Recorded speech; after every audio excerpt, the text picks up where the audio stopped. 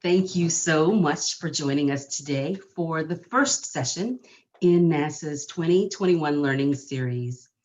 From now through October, we are putting together a dynamic lineup of sessions for you that is focused firmly on state arts agencies and the realities we're all facing today and as we move forward. The past year has certainly challenged us over and over, from the public health and economic impact perspectives of COVID, from the social reckoning that has exposed those deep inequities in the very foundation of American justice, and the continued polarization of our society along political lines. We have all been affected, personally and professionally. We also know that state arts agencies will continue to rise and respond to these challenges by supporting each other and by finding new ways to serve communities all across America. This series will feature sessions that offer strategies and tools for shaping the future. We'll also provide moments for shoring up our own reserves and strengthening our community of state arts agencies. We will tackle some tough issues, but rest assured, we'll be doing it together. Before we jump into the first session on arts and economic recovery, I want to acknowledge the lands we call home and their complex and layered histories. NASAA does this at the outset of every convening to convey respect and appreciation for the original people, places, and cultures of this country. Please join me in a moment of reflection to honor the lands we occupy and the histories of their indigenous peoples. As we acknowledge the taking of their lands and their lives, let us commit to responsible stewardship of the land and respect for the First Nations who remain part of the past, present, and future of places we call home. Eric has posted a link in the chat so you can find the name of indigenous people of the land on which you reside. Over the next few moments, I invite you to find and post the name of the original people in the chat area.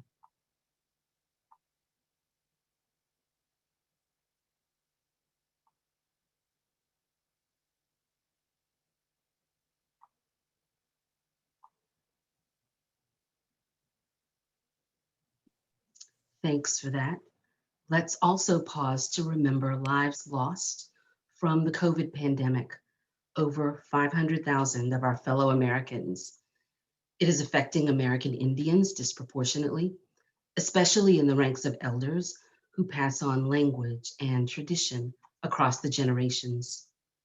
COVID is disproportionately affecting our Black and Latinx communities as well. As we center ourselves in the work ahead, let us remember them and all those for whom equity has not been an option. And thank you once again. If I haven't mentioned it before, it is so very good to see you all with us today. Being with you really centers me, and it centers our entire NASAA team. And now I'll turn things over to Brian Stubbs, NASAA's Senior Director of Research. Brian, take it away. Great, thanks, Pam. And thanks everyone for being here today. I just wanted to mention a few housekeeping items before we get into our content. So we are likely all way too familiar with Zoom at this point, but to note a few things, we'd like to encourage you to rename yourself to include your state or the name of your agency or organization in your pronouns. To do so, just hover over your name in the participants list, click more, and from that drop-down menu, click rename. We also want to encourage as much conversation and questions in the chat as possible. We'll have time for specific questions for our speakers during the session, but feel free to put thoughts, questions, or any musings that you might have into the chat as we go along. To send a chat, just click on the chat icon at the window or at the bottom of the screen to open up the chat window. We are also offering closed captioning. To access the closed captions, click on the CC button at the bottom of the window and select your preference on how to view the captions subtitles, or transcript. So with that, let's get into our content for today. We have 4 guest speakers today, and we'll hear from all of them in a couple of rounds. First, we'll learn more about the arts and economic recovery research that NASA commissioned from Professor Doug Noonan at University-Purdue University, Indianapolis, and David Holland, Director of Impact and Public Policy at WESTAF. Then we'll have a discussion about implications for state arts agencies with Karen Mittelman, Executive Director for the Vermont Arts Council, and George Tzougros, Executive Director for the Wisconsin Arts Board. I want to take a few minutes first to explain why this work is important to NASA, state arts agencies, and the field. So I don't need to restate the challenges that we've all been facing the past year, and we know that those challenges have been more acute for artists, arts organizations, BIPOC populations, and many others who face issues around equity and access. The deleterious effects of the pandemic on the arts sector have been well documented. A report from the Brookings Institution estimated cumulative losses of 2.3 million jobs in creative occupations between April and July of 2020. A report from FEMA showed a decline in performing arts revenues of 54% in just the third quarter of 2020. So despite these staggering losses, we know that there is a path to recovery. First, I think we have to commend the work that state arts agencies have done in implementing relief to artists and arts organizations. SAAs and RAOs have played a crucial role in distributing federal, state, and other relief funding on extremely short timelines, and in providing financial and technical assistance for arts organizations and artists seeking to adapt rapidly to a post-pandemic environment. And this work is far from over. We know more federal relief is on the way, but I think there is also a lot to be proud of so far in how arts grant makers have responded to the crises. In addition to direct relief efforts that we're all a part of, we know that there is a path to economic recovery through the creative economy. Many of us have seen the arts and creativity transform communities in the wake of disasters and economic fallout. Knowing that the arts are a path to recovery, NASA commissioned this research to better understand how the arts and creative economies can lead to economic recovery, and to give us additional tools to communicate how this happens from both a statistical perspective and from an anecdotal perspective. We know that it is important to have the data, the research, and the stories to make effective arguments that the arts and creativity will play a key role in getting us back to normal one day. So we have to give major kudos to Pam Bro for sparking this collaborative research effort, and to Professor Noonan and WESTAF for making it happen. And of course, to all the NASA staff contributors, especially Kelly Barstay and Patricia Mullaney-Loss. So novel in this effort to understand the arts and cultural sector's role in economic recovery is the original research that we commissioned from Doug Noonan. Professor Noonan's work leverages time series data from the US Bureau of Economic Analysis and other state data to identify causal relationships between the arts sector and statewide economic indicators. So without further ado, I will turn things over to Doug to talk about his research and key findings. Doug. All right.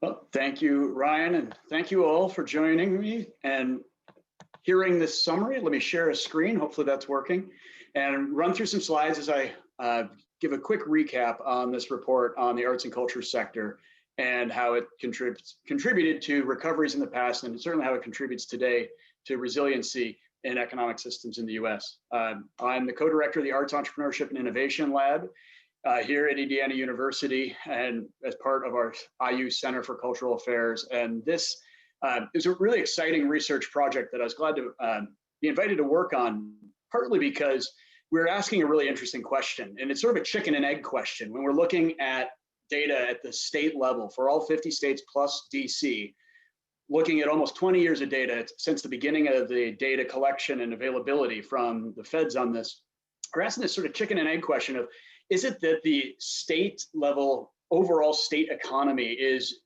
growing and then that brings up the arts economy in each state? Or is it the other way around, that a vibrant arts economy in the state is actually driving and causing more growth in the overall state economy? And so this was the sort of core question at the heart of all of this. And the first big key finding was that it's certainly the case that the arts sector is not just the follower of state growth. As state prosperity and state recovery happens, the arts sector doesn't just follow along with. The arts sector has proven to be a robust, independent engine of its own growth within the overall state's economy. And while it doesn't generally drive a lot of the state's overall economy, it is still nonetheless its own autonomous sort of robust component to that economy. The next big key finding here is that coming out of the Great Recession, that we saw that the arts sectors at the state level were actually recovering faster than the overall state economy on average. And so and to that extent, the arts economies were helping bring up the rest of the state's economy. But that really rapid, resilient growth after a very hard recession was evident on average across the states, and speaks to the adaptation and resilience of the sector. We do see that some of these subsectors in the arts economy have driven overall growth in the statewide arts economy, or in the overall state economy, especially with respect to employment, and especially in more rural states.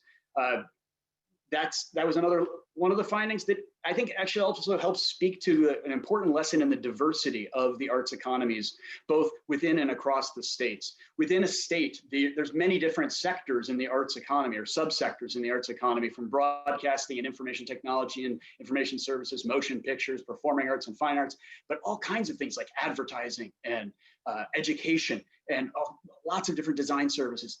All these different pieces take a different shape as you go from one state to the next. It's hard to cast to the arts economy as a sort of monolith within a state, but there's a different story to be told in the different states and a different trajectory for them. And then the last thing is that not only the arts sectors themselves are diverse, but they actually help diversify the overall state's economy. That the arts economy is tapping into and intersecting with and connecting to and contributing to many sectors across the overall state's economy, but itself isn't dependent on them. It's its own engine for growth at the state level, that for some states that might have a very concentrated economic base that might be very dependent on, say, natural resources or agriculture, something like this, that a strong and healthy arts economy can help diversify that state's economic portfolio and insulate it against current and future shocks, such as what we've experienced in 2020. So looking back on this report, and of course, you're all welcome to download the thing and take a look at it, we see that the arts and culture economy is certainly important. It's 4.5%, almost 5% of GDP, amounting to almost $1 trillion a year in the US economy.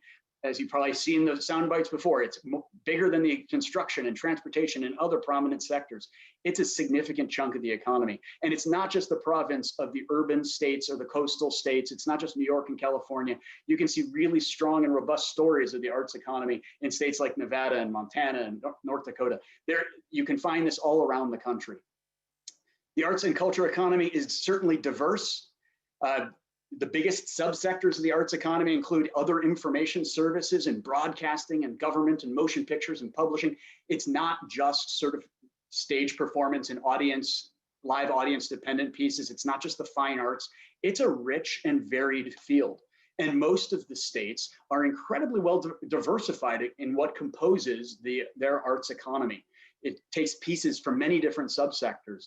And that diversification that we see for most of the states is actually increasing over time. Over the last 20 years, the arts economies have grown more diverse in some of the states. It's not just a one-trick pony. It's not just sort of music in Nashville. We see lots of different pieces going on there.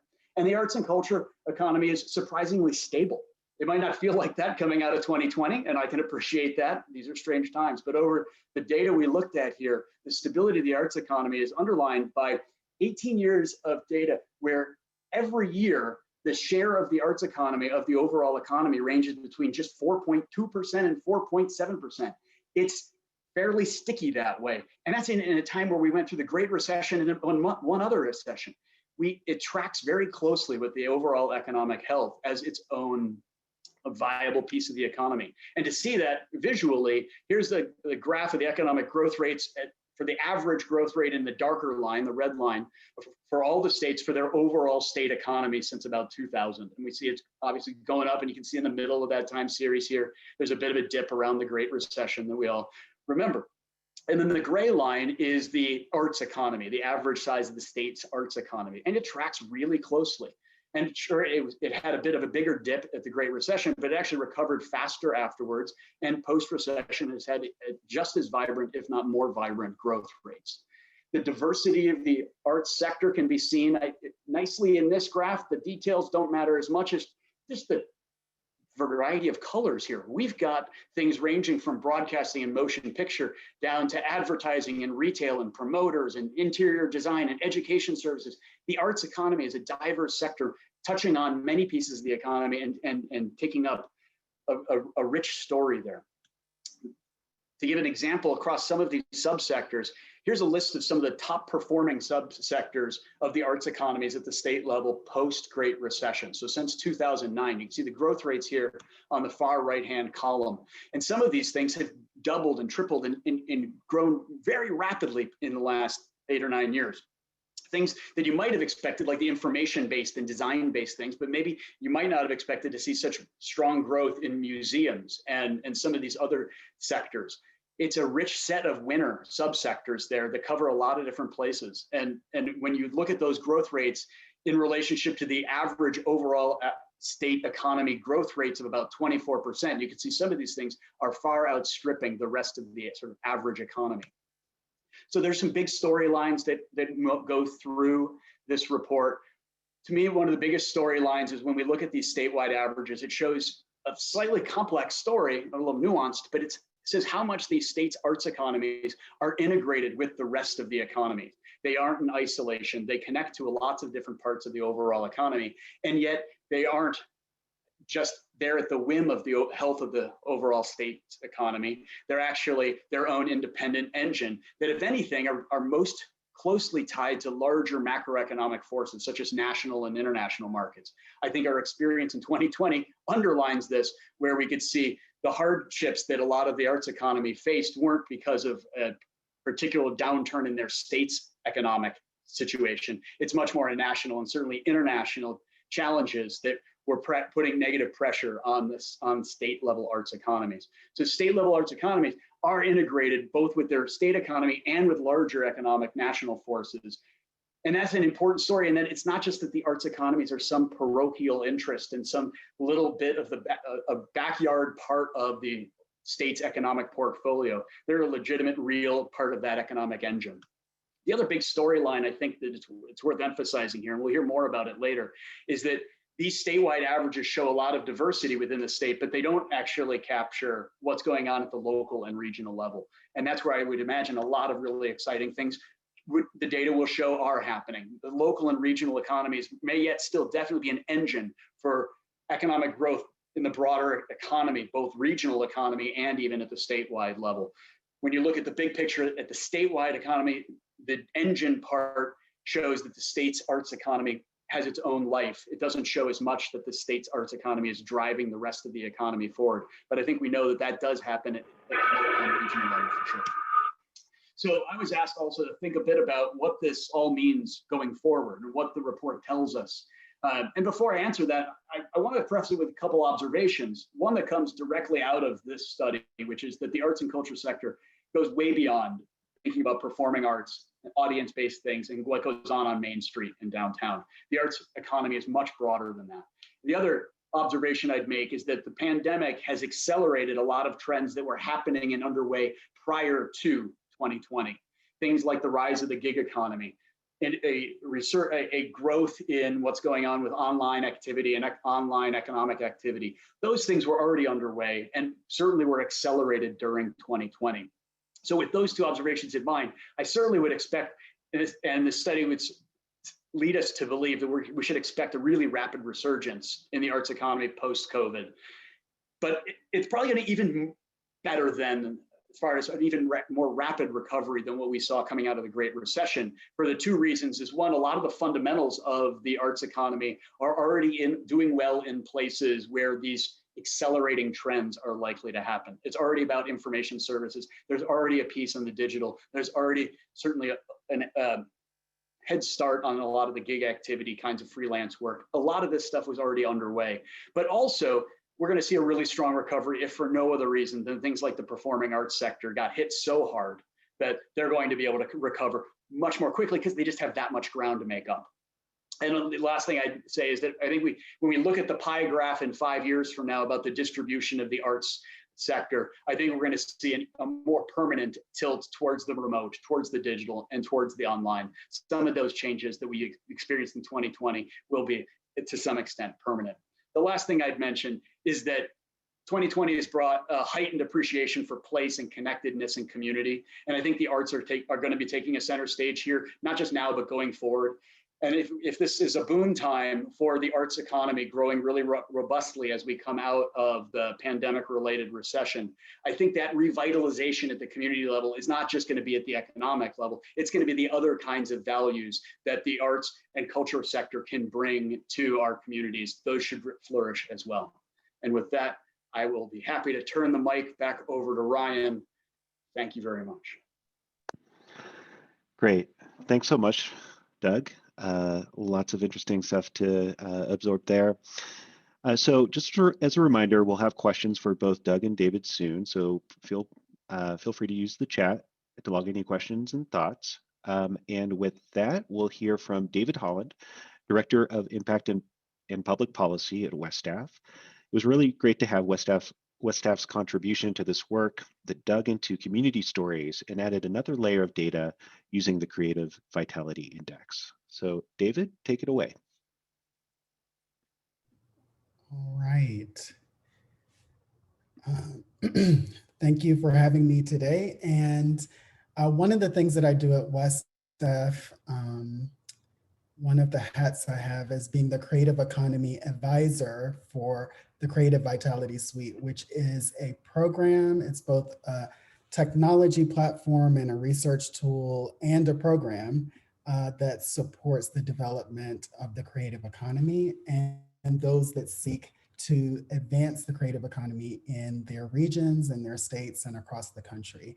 So we had the pleasure of taking on a project where we looked at case studies of creative economies and economic recovery across the region and worked with our colleagues at NASAA and with Doug to help identify states and regions that we would cover.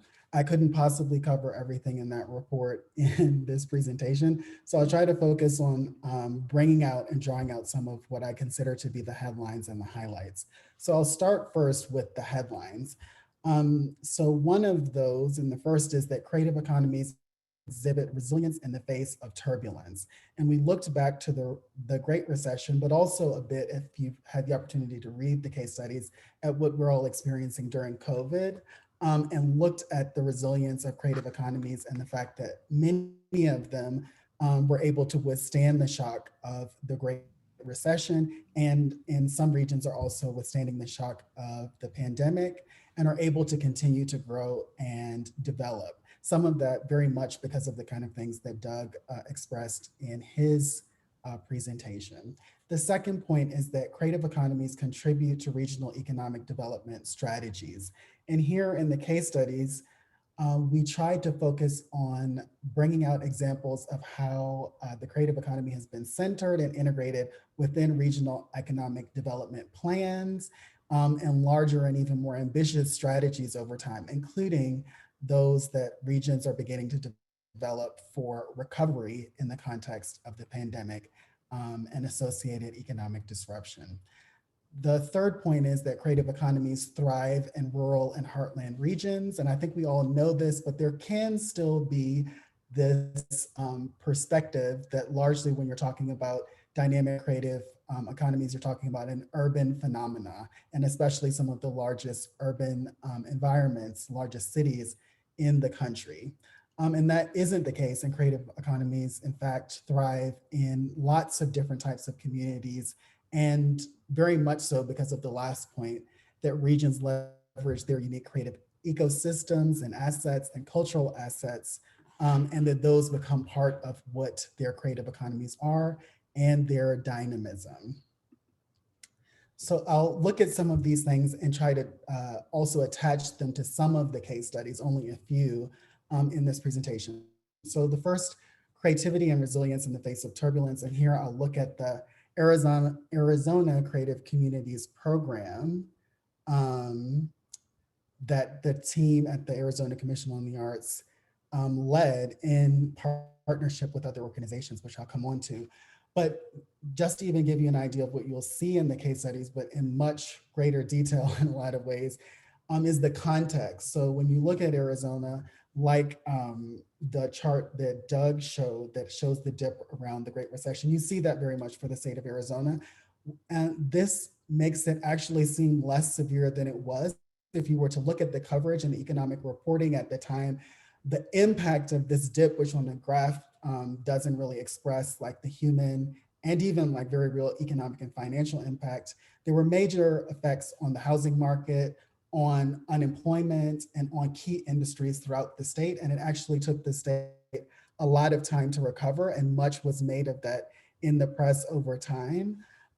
As you move more into like 2017, 18, 19, Arizona had begun to actually experience much more significant growth rates, but went through a very protracted period, as many states did, of the impact of the recession. So what the Arizona Creative Communities program really aimed to do was to embolden and empower communities to develop their own strategies for advancing the creative sector in their communities for community benefit.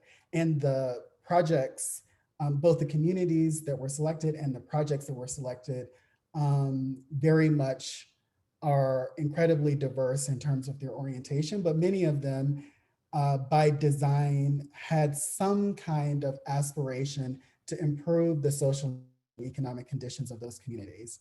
And so this is just like a picture, a couple of pictures from some of those sessions.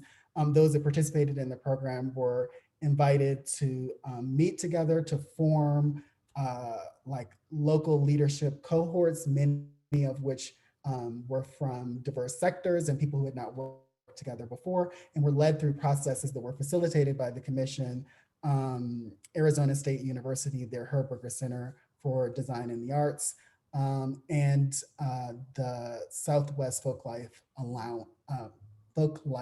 Alliance, rather. All right, so this gets a little bit into you and shows what we did with the Creative Vitality Suite data. And that's to, again, look at these trends in a similar way to the way that Doug did in his research. We looked at the years 2011 to 2018 because those are the years that we have within the tool.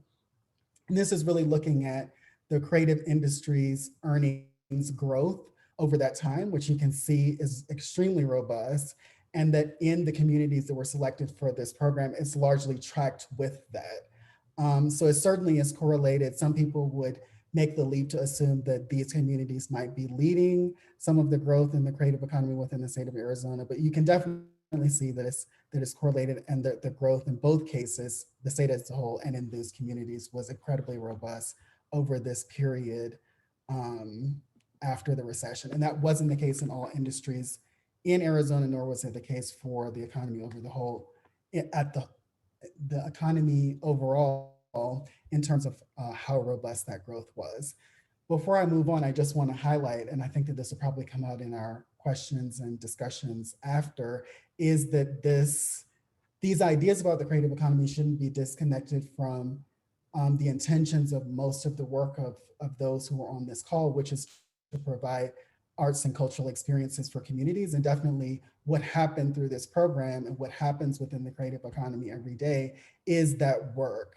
So even as we look at the data and look at things from that macroeconomic perspective, it is important to know how this shows up in the lives of people and what they experience as a result of it. And that it certainly has economic effects, and it also has social effects and effects in terms of community cohesion, the perspective that certain communities have of themselves, and a lot of other issues that are important and also support our aspirations for the economy as well.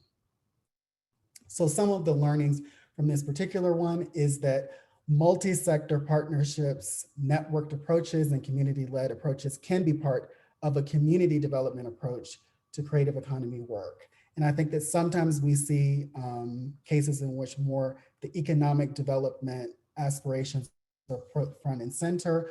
In many contexts across the country, we know that economic and community development now sit together often in similar departments, that economic development agencies have reframed their perspective of their role.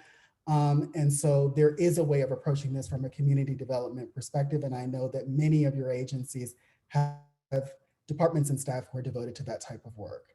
The other learning is that communities can and do define objectives for arts, culture, and the creative economy that are consistent with an economic development approach, such as tourism, destination marketing, branding a place. One of the case studies within the case study about Arizona creative communities is about a community's aspiration to exemplify its historic character and its unique cultural assets and make that a point for marketing their community and increasing tourism to their community to support its economic advancement. And in a sense, branding their community, branding of place. So moving on to a second topic, creative economies and regional economic development. And here I'll look at Northwest Arkansas's creative approach to regional development, and I'll try to move through this quickly. Again, you'll see the same thing. This is just to set out with the macroeconomic environment, and this is not all of Northwest Arkansas, but it's a portion of it that is easy to pull from available statistics. But this shows that same dip, but the relative, pace of economic expansion thereafter in this region. This is just an image from Crystal Bridges, and to highlight, I think many on this call will probably know, but in some ways, many people talk about the story of Northwest Arkansas's ascendancy in terms of its recognition as a creative region with the establishment of Crystal Bridges, which itself has brought professionals to the region to staff the museum, but also has become a major destination that's visited by an extremely high proportion of people in the state of Arkansas and brings in people as tourists as well.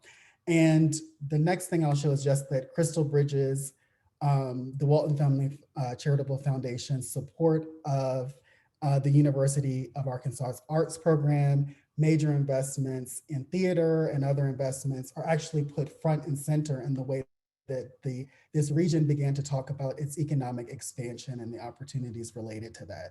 And is related to other investments that have been made in facilitating like entrepreneurship, innovation, tech industry expansion to build upon the major companies and the success of those major companies that they have within the region.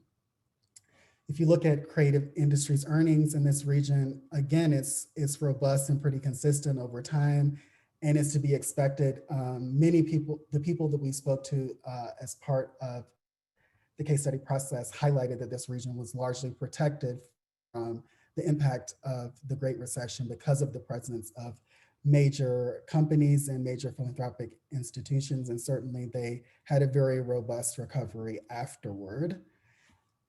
This is a region that has begun to think about how they persist through the pandemic and consider their recovery. And in this context, the way their regional economic development strategy has evolved is that now there is like a clear objective around this part of their economy, and they aspire to be the heartland's best small place for arts, culture, and recreation, and have developed a range of much more specific targets and objectives around that, and that is very much integrated in a larger program of rebranding their region and their market and attracting talent, et cetera. Even in terms of developing the small business and startup ecosystem as well.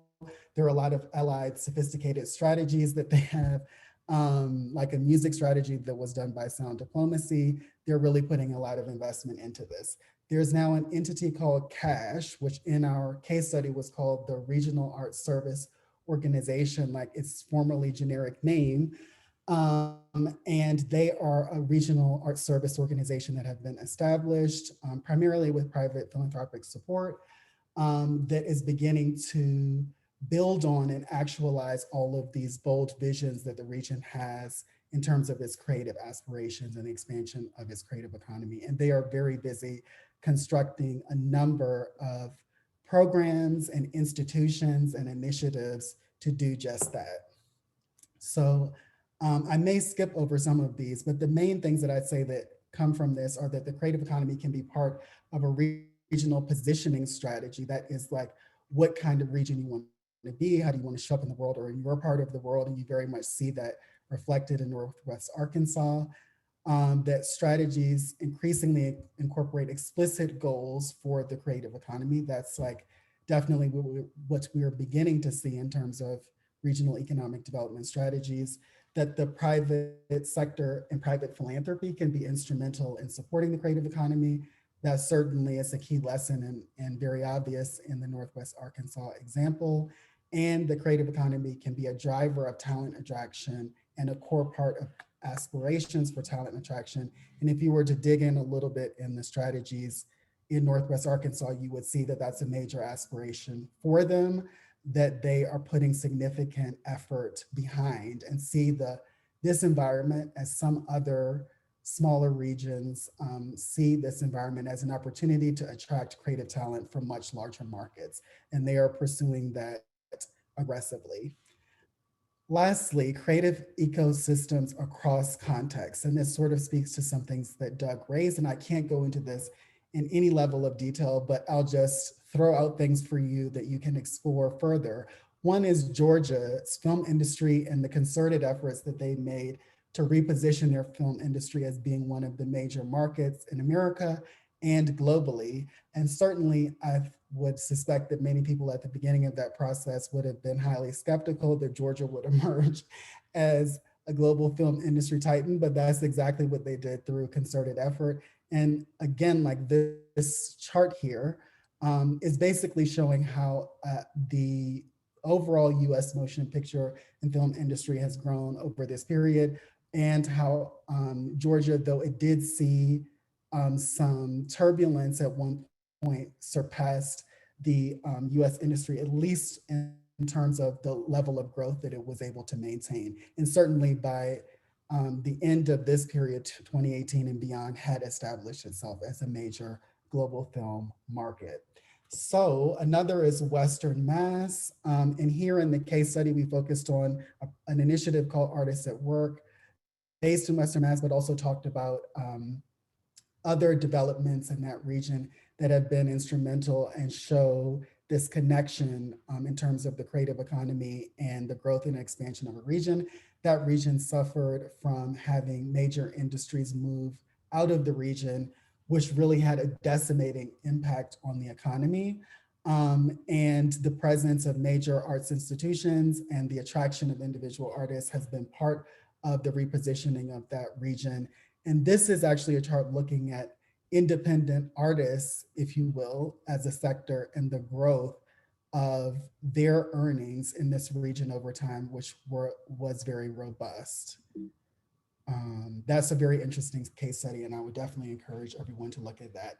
And then in Bellevue, Washington, the gaming industry has been a major focus, which makes sense because that area, which is in the orbit of Seattle, has seen major expansion in terms of tech company presence, and the gaming industry sort of fits alongside that in some ways as part of a larger ecosystem. And certainly there, even through the pandemic, have been the openings of headquarters or major offices for major gaming companies in this area. And in fact, the gaming industry has grown significantly and seen revenues for individual firms increase markedly during the pandemic, probably for obvious reasons. A lot of people are doing online gaming in this kind of environment, and gaming of other types as well. And so the gaming industry has seen significant, and here we're talking about computer games, obviously video games, et cetera, has seen significant growth. And you see, this is actually the growth in the creative occupation growth rate. So to just explain that, this is not like the unemployment rate or something like this. This is the rate of growth of creative occupations, specifically here in film and media, over the course of time. And as you can see, it's robust. There's no point in which it dipped and there was a contraction, and there were some years in which there was a pretty significant expansion in employment prospects and opportunities. So What I would say we can take away from all of this is that regions have vastly differing and distinctive creative economy profiles in terms of their key sectors and industry makeup and employment growth trends. And if you look at the case studies, you will certainly see that. That sector development strategies or a focus on key industries can be effective. And with the right vision and investments, a region or state can become a key market in a specific industry if that is what they aspire to do.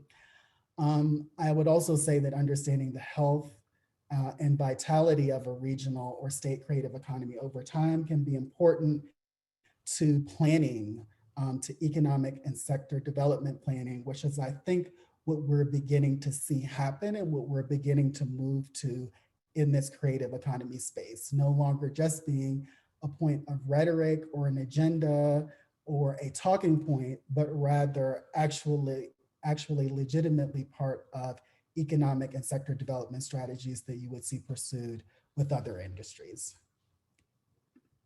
All right, so that's me done. Thank you so much, and I'll hand back over to Ryan.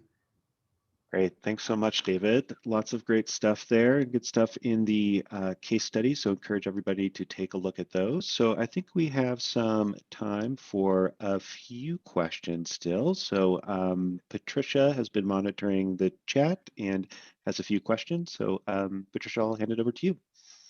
Thanks, Ryan. And yes, we'll keep this Q&A segment fairly brief, but feel free to continue to ask some questions in the chat, and we can also kind of continue the dialogue in there. First, I would turn it back over to Doug with just to start off, if you could wave a magic wand and have new policies that would enable creative economies to perform at their peak based on your work and research, does anything come to mind on what you would do? I think my first thing that I'd want 51 different wands, not just the one magic one. It's going to be hard to find a policy that will fit all the contexts. There's just too much variety, and that's a good thing in a way. But so that leads me to sort of unfortunate, sort of vague generalities. But let me give some of them because I think they're really important guiding principles for the policies we'd want to come out of that magic wand. For one, I think one of the biggest things we need to focus policies on are removing barriers and removing things that are limiting people from their creative work and their creative expression. And that includes things where we're limiting who and how people can engage in that creative work. We want to be more flexible and more inclusive. I think one thing we see from our policies is we put strict definitions and labels on things about what's eligible and what's not. A lot of really vital parts of this sector are going to slip through those cracks, are going to be excluded. A lot of this sector is not cleanly defined. We have people who don't do this as their full-time wage job that goes nicely into databases. We need to be really flexible and inclusive. Next thing I'd say is in focusing on people, it's hard to focus on people with a lot of policies. They tend to go towards organizations and other things, but focusing on supporting the individual creatives much more than places, it would be where I would put my attention. I would be focusing on infrastructure. Also, the infrastructure that helps those people. Sometimes that's physical, like physical spaces or broadband access and things like this, but it's especially intangible infrastructure, whether that's education or training or open virtual platforms and other kinds of infrastructure that can help bring people together and bring them to revenue. Those are the big general principles I'd put in there. It's a key thing in all of this, I think, is to appreciate how we're on an open-ended path. There isn't going to be a single script or formula about how to develop this economy. So design your policies to be the most flexible and see where the energy takes you is going to be a much better script than trying to actually pick winners. Thanks, Doug.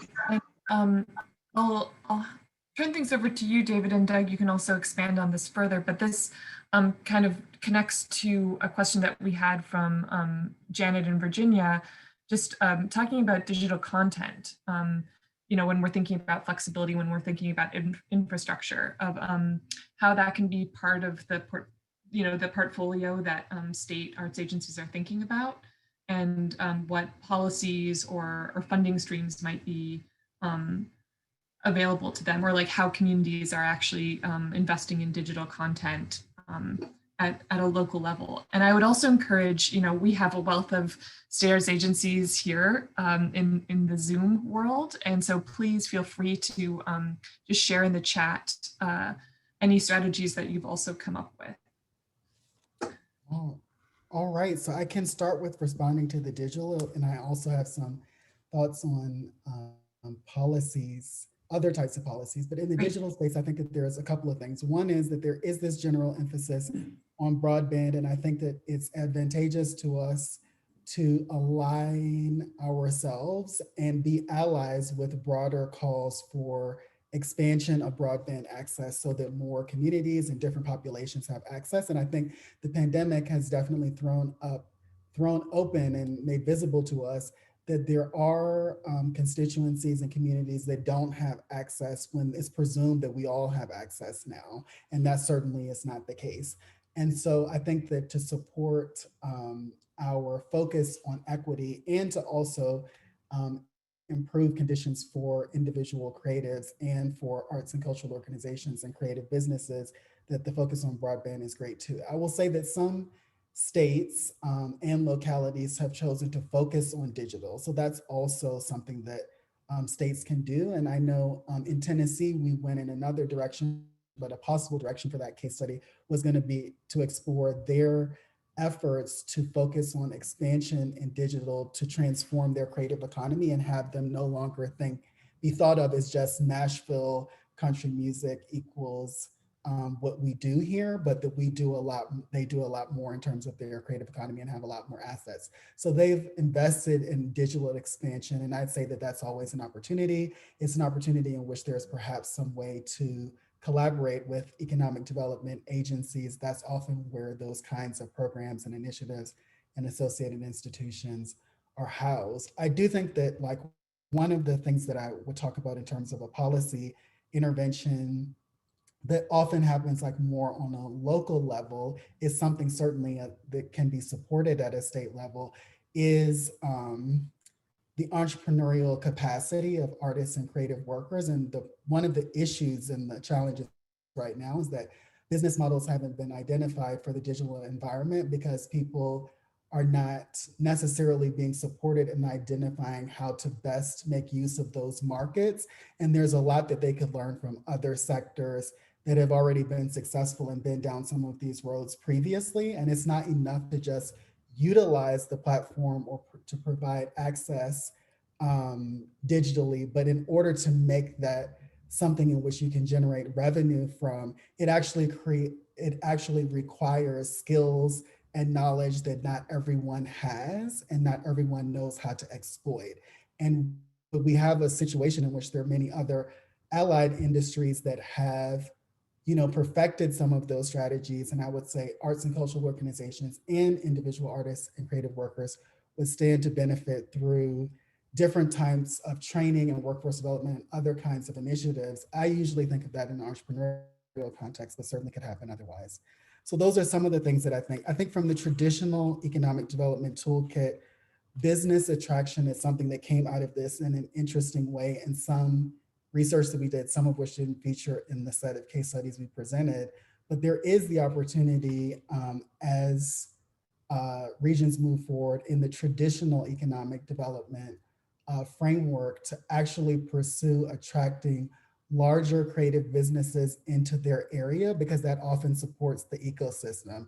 And in the larger markets in America, that's certainly the case. And we could think of examples about how the presence of Hollywood studios has supported the creative ecosystem in certain parts of California and beyond, and how certain industries in New York, publishing and otherwise, and media and others have been instrumental in supporting the creative ecosystem in the area. Speaking to what Doug was talking about, that there are a lot of individual actors, small businesses, sole proprietors that operate in the space and that often function in relationship to larger institutions that are present.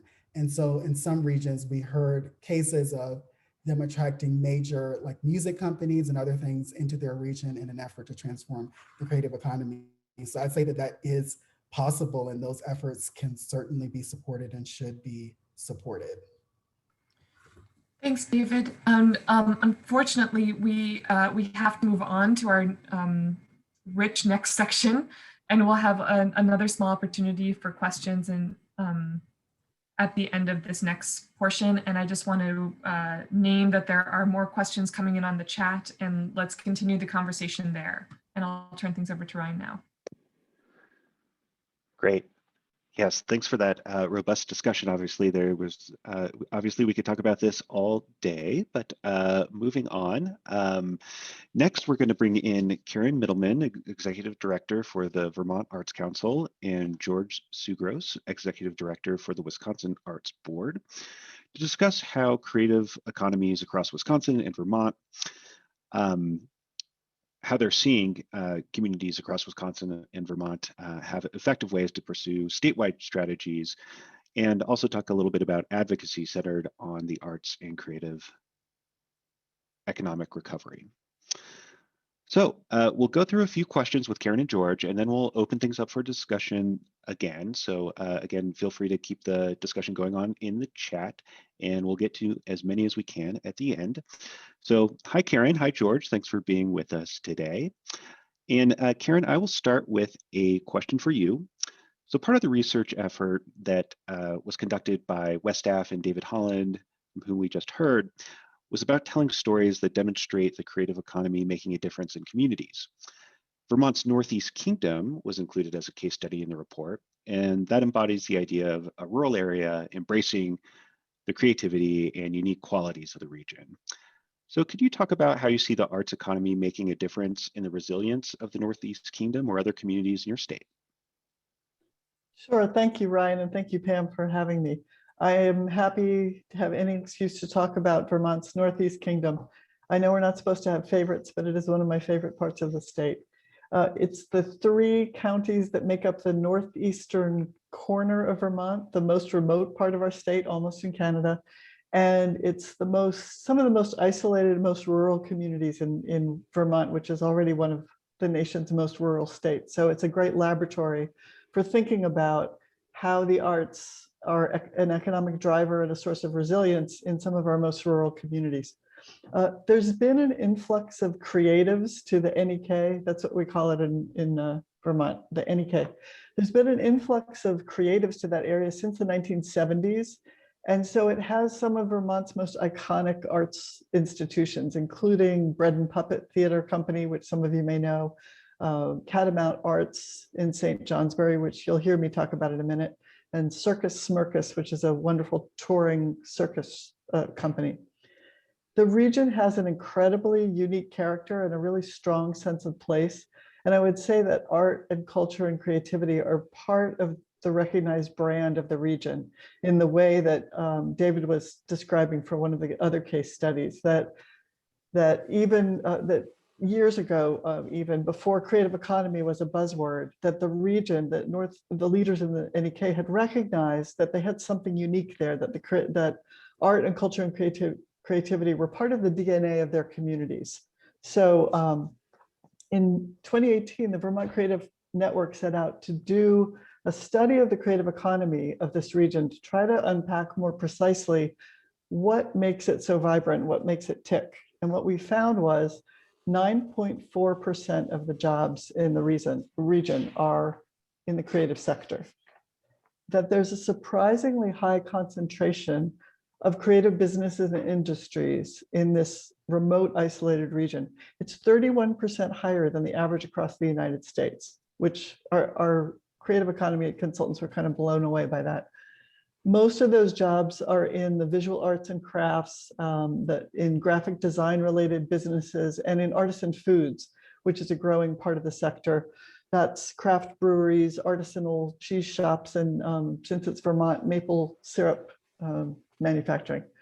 And entrepreneurship is especially strong, again, surprising for such a remote rural region. So that was what we discovered pre-pandemic. And one of the action steps that came out of this study was one of the key levers for change that our researchers identified was, this is what they said was, This is an area that's poised for growth, but if you want it to grow, what the NEK needs to do is to leverage the relationships between the creative sector and other economic sectors. And one of the key levers for change that they pointed to was the relationship between the creative arts and outdoor recreation. So this is a remote rural region in Vermont, and skiing, mountain biking, and snowmobiling are huge. Outdoor recreation is a huge driver of tourism and a driver of the economy. So fast forward to the pandemic, and it turns out that the synergy between those two sectors, the creative sector and outdoor recreation, provided an amazing source of resilience and revenue for some arts organizations in the NEK. There's a great example of the power of these cross-sector partnerships that happened due to the inventiveness of one community arts organization in St. Johnsbury, Catamount Arts. They had a mobile stage operated with a hydraulic pump that they could put on a truck and travel around the NEK. They partnered with a ski resort, Burke Mountain Resort, and they brought their mobile hydraulic stage to Burke Mountain at a time when, you know, the governor had imposed strict audience capacity limits on audiences, and only 150 people could gather socially distanced in any space outdoors, and there were stricter limitations on indoor gatherings. So they brought their mobile stage to the outside of Burke Mountain Resort, and they allowed hotel patrons to book rooms in the resort, order from the pub and the restaurant downstairs, and go out on their balconies in tiny 6-person pods and watch a live concert from Cat Wright, one of Vermont's stars. And at the same time, 150 people could in a socially distanced way be seated on the outdoor patio.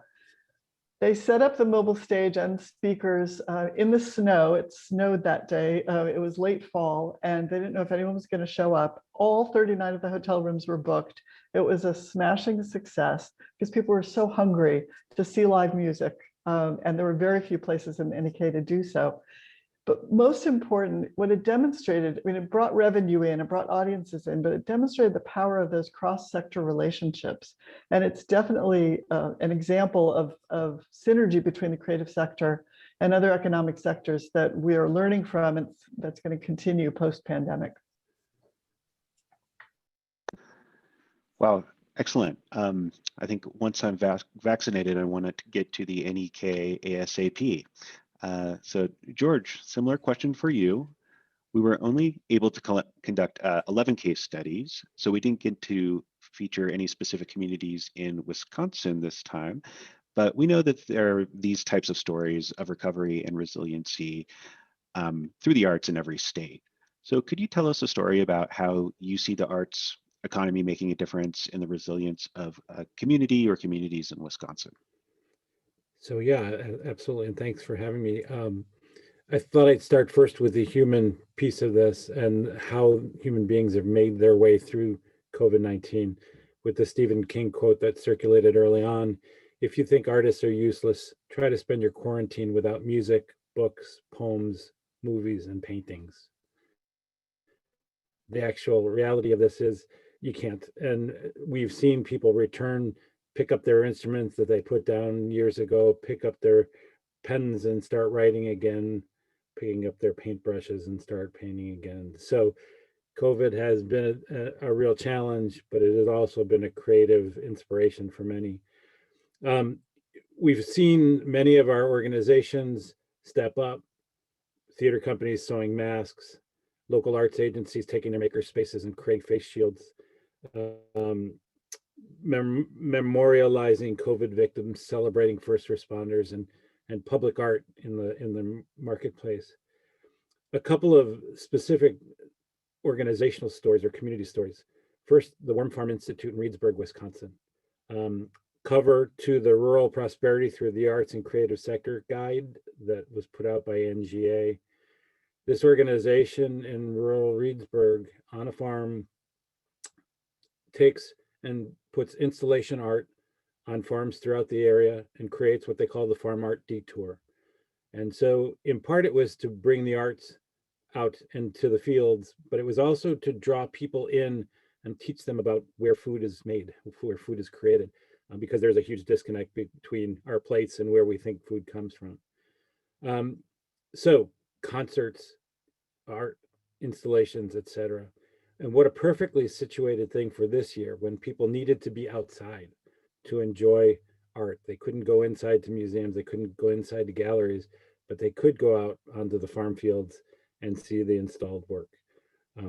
And people travel a 50-mile route, either by bike or by Harley. You know, in Wisconsin, we say, and by Harley, by car, by tour bus, however they get there. A second community is Washburn, Wisconsin, population 1,978 people in northern Wisconsin, right up on Lake Superior. You know, the Carlin Gallery, which sits there in Washburn, Wisconsin, is the second largest employer in Washburn.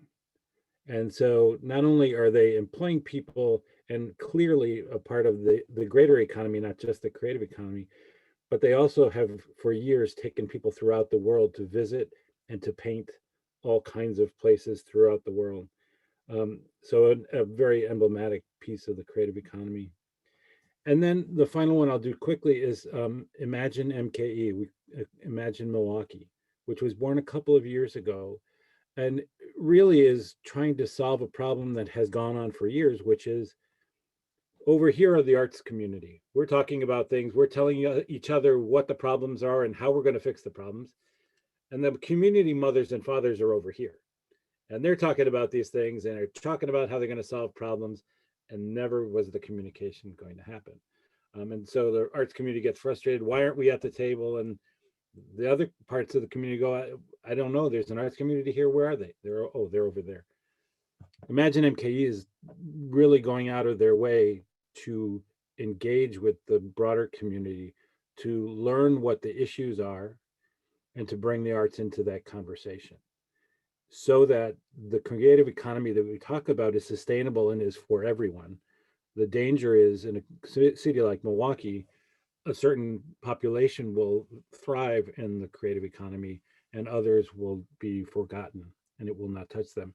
Imagine MKE won't let that happen, as they're going to take and have the communication between neighborhoods and the central city, the central business people.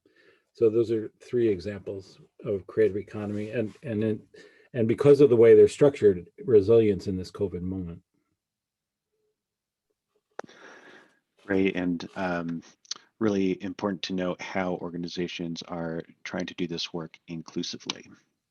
So yeah, let's zoom out a bit and discuss state arts agency strategy around the creative economy. And George, we'll start with you this round.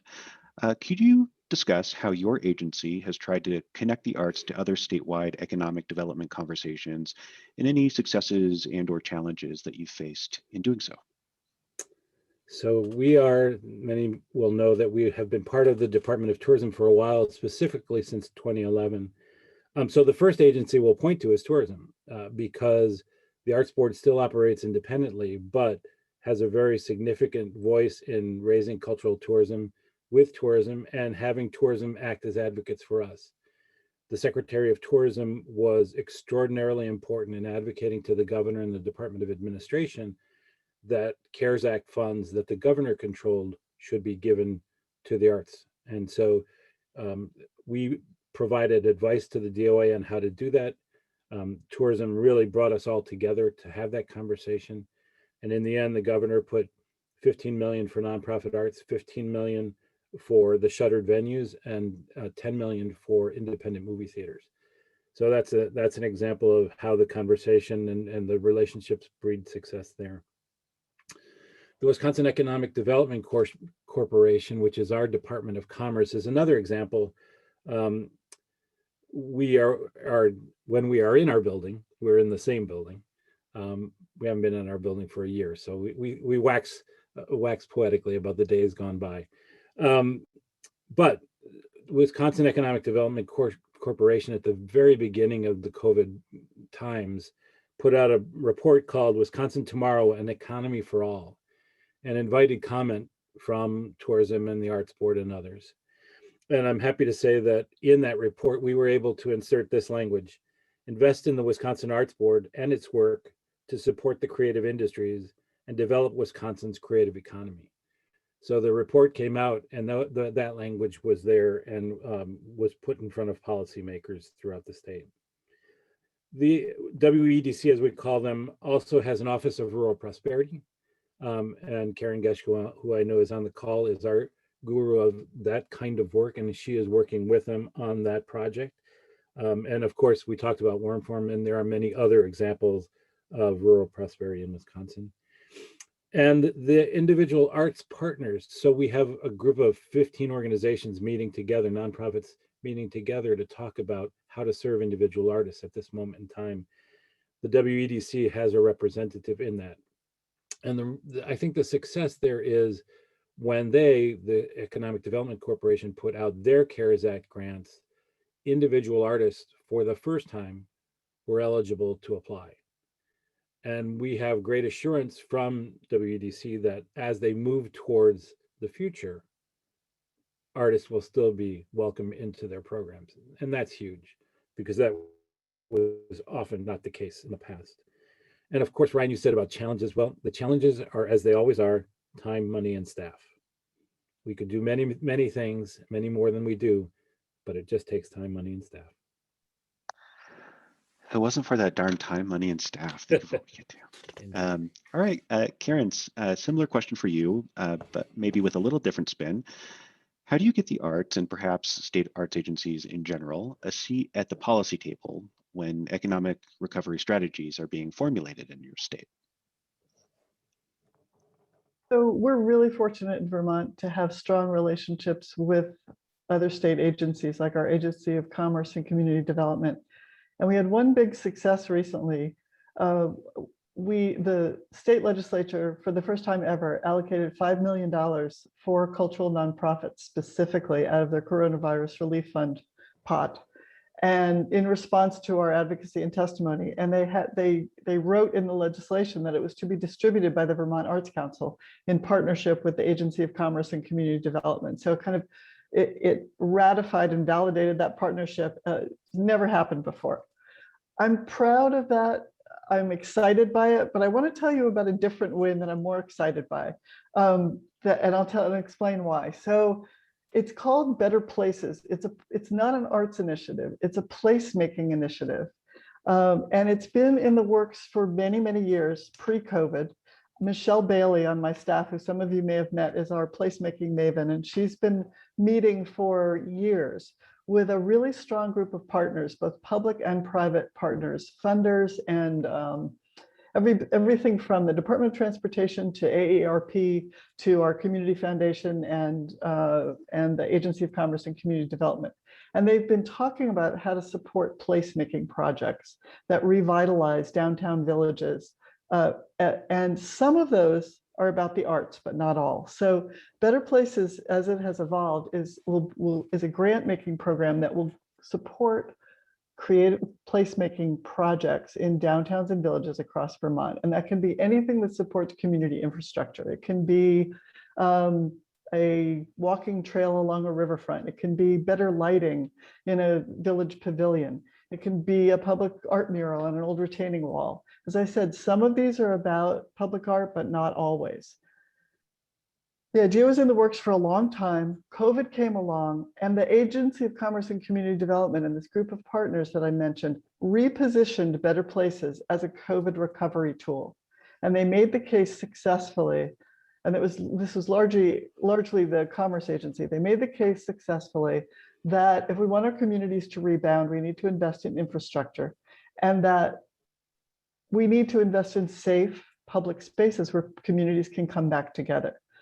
As a result of this advocacy, which we partnered on, the governor wrote Better Places into his recommended budget for $5 million, and that is now making its way through the legislature. Why am I so excited about this? Because it's an example to me of art emerging organically from economic development. So having a set aside of $5 million for the arts is fabulous. I would never turn down $5 million for the arts. It was incredibly exciting. But what I think is our ultimate goal is what my staff and I call the stealth arts. right? Is kind of embedding the arts everywhere so that when people think, what does it take for this community to rebound from COVID? What does it take for us to come back together as a state and move forward together? That the arts come up naturally and organically, that not as a separate siloed initiative, but organically from the grassroots up. So I could go on and on about that, but I think I'll leave it there, and happy to answer questions about that initiative later. Great. Thanks very much, Karen. We're starting to run a little close on time. We're supposed to end at 5:15, but I want to get through a couple of questions on advocacy, and we started heading in that direction, I think, already, Karen. So I'll ask a question for you again. So we know that economic development and the creative economy, or economic development in itself, has been important to legislators for a long time. It continues to be. It will continue to be. So how do you think advocates should talk to legislators about the creative economy, and how can advocates help policymakers see the creative economy as benefiting more than just artists and arts groups? Yeah, it's a great question. And I feel like it's one of the silver linings of the pandemic, that the narrative has shifted in a very powerful and helpful way for us, right? I think that there are people who pre-pandemic didn't recognize that the arts were really essential to community vibrancy. They didn't think about arts as an economic driver or as a driver of community spirit and vibrancy and togetherness. And this is a moment when, as Doug said, we're all recognizing that the power of their shared public spaces, right? And the arts have a role to play in revitalizing those shared public spaces. There's a lot of conversation about downtown revitalization, about shared public spaces, about the need to reimagine our relationship to those places where we come together as community members. The arts have an enormous role to play there. So there's been a whole new narrative laid out for us that the arts fit into so naturally and in really exciting ways. So I think the key is to enter into the conversations that are already happening and say, let the arts be a solution. Let the arts be part of let us show you how we know from our research that the arts can help with community recovery. And the research that Doug and David have laid out, we have the numbers, we have the data now to make the case that if you're talking about community recovery and resilience, the arts can be part of the solution. That's great. Yeah, it's great to kind of connect the research to the important communications that will be occurring. So George, similar question for you around advocacy. How do we effectively communicate the values of the arts economy to legislators? And given the current pandemic, should our advocacy messages be different than in the past? Great question. So first of all, gratitude to Arts Midwest and NASAA for the Creating Public Value for State Arts Agency publication, to AFTA for Arts and Economic Prosperity, to the NEA and BEA for the Arts and Culture Production Services account, and of course, to NASAA for the brand new publication, The Arts and Creativity Strengthen Our Nation. We have an outstanding board and staff that can do that. We have partners like Arts Wisconsin who help us with the messaging. But in the end, right now, as Karen was saying, I think COVID has given us a really interesting and easier story to tell because people have seen what's gone on. But they need to understand the pain that arts groups and nonprofit arts organizations, and by extension, communities are going through.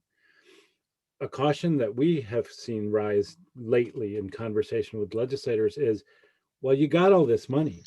You got all this pandemic money, right? So you don't need your regular money. There's all this other money flowing in. And so it's a lack of understanding of what's really gone on and what it really takes to maintain the organizations and the artists in their work. Unfortunately, we're in a business where magic looks easy. And unfortunately, most people don't know how the magic is created. So that's why they can say, oh, you got enough money now. You got the pandemic money. I think the arts and creativity strengthen our nation reminds us to speak the language of the policymaker. The other thing I really love about it is it reminds us that the policymakers' values may not track with their party. So just not to get caught up in left or right, conservative or liberal, they may be caring about the economy. They may care about educating the whole child. cultural understanding or to the driving of cultural tourism. I wanted to end this portion with this quote from Sir Ken Robinson, because I think it's really important to where we're headed in this post-COVID time. All over the world, people are trying to figure out how to come to terms with the pandemic and what comes next. The question really is, what type of normal do we want to get back to? We've pressed pause on many of our social systems. It's time to press reset on them as well. Great, thanks so much, George. Well, we've come to the end of our discussion. We are at time, so I want to respect everybody's time. I know that there's been more questions coming in through the chat, and obviously would love to continue this conversation in any way that we can. So I would encourage us to email NASAA, email Doug, email David, email George or Karen with any questions that you might have. Also, just want to express gratitude to everyone. Karen, George, Doug, and David for participating, and for all of you participating here today. I'm sorry we don't have more time for more questions, but always can continue this in the future. So I hope we got a lot out of this. Of course, the resources were posted in the chat, but they are available on the NASA homepage in the news bar if you haven't taken a look at them yet. And have a great rest of your days, and appreciate your time. We'll talk to you soon.